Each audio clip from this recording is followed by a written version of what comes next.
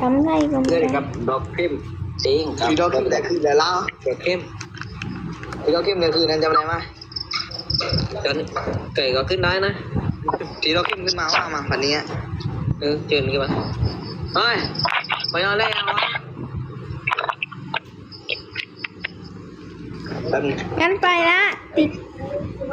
เจอกับอุ้ยอะไรเนี่ย ฝากบอกเขาด้วยหนูไปละหนูติดงานแอบนี้ทำงานไงกูก็ต้องมีงานของกูว่า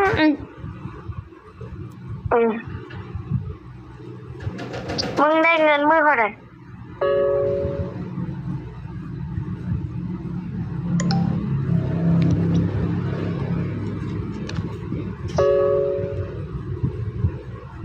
นี่มึงตอบแชทนะมึงได้เงินเท่าไหร่ ได้ไลน์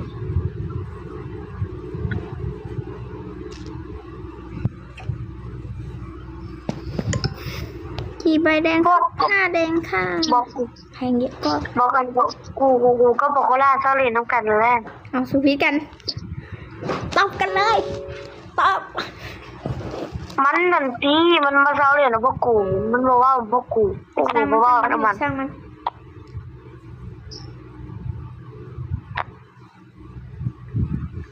มึงรู้อยู่ว่าเอ้ยอันพี่เป็นแฟนกับเอ้ยป้า อืม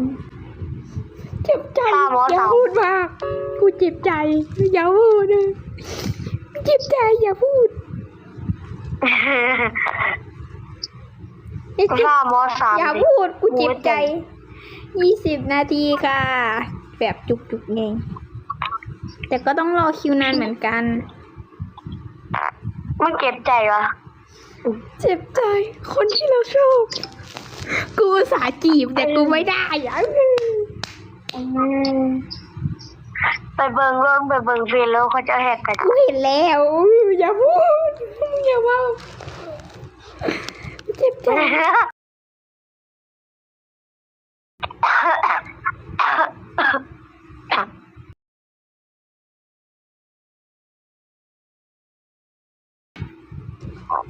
ให้แม่มี่เขามีคนใหม่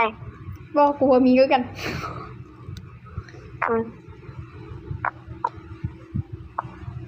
อะไร อีฮานี่บอกเลยมึงอัน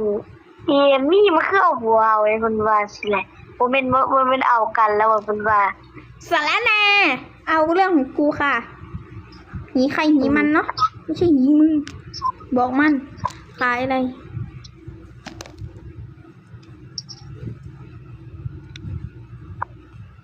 กูว่าจะไปหาว่าให้เขามั่วถ้าเขายินมาแล้วเขาตีมึงเด้อเพราะเสีย กูไม่เหมือนเดิมนะคะ กูไม่เหมือนเดิมนะคะ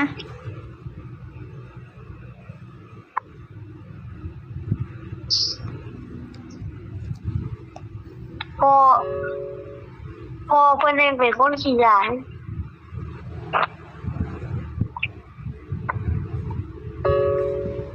พอมันเป็นคนขี้ยาพออีนี่นะ โอ้รอได้เลยได้น่ะอีนี่เห็นหวะ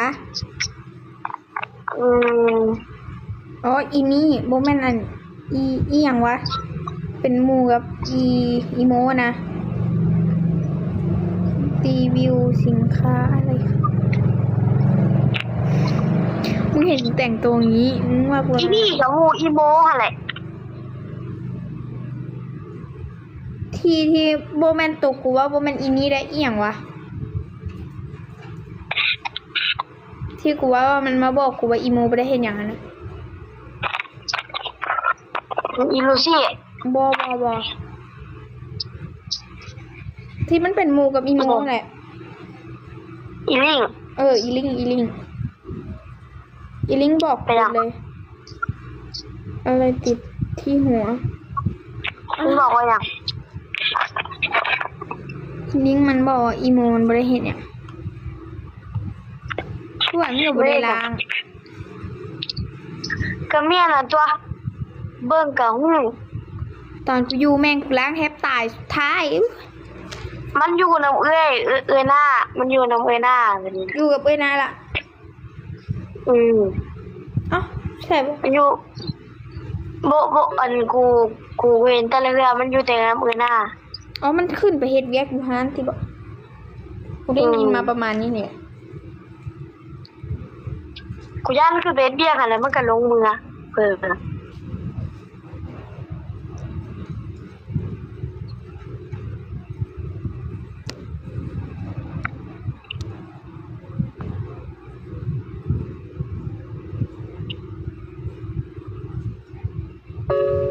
สวัสดีค่ะ ฝากไปติดตามช่องใหม่อยู่หน้าช่องด้วยนะสวัสดีค่ะ คนดู117 คนเยียรถพอจะพูด117พูดรถอุ๊บอุ๊บอะไรเมื่อเช้านี้คนดู200เลยค่ะ ปกติเรื่องปกติ กินเตี๋ยวยังกินแล้วค่ะ กินก๋วยเตี๋ยวเพิ่งเสร็จเองเพิ่งมานั่งไลฟ์2-3 นาทีละ